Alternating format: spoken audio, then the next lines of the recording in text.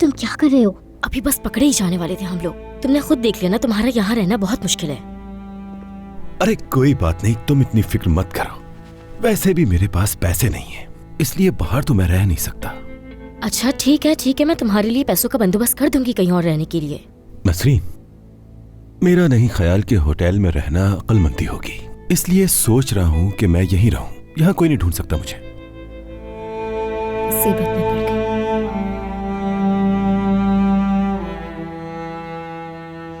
घटिया इंसान को सबा के करीब आने दिया।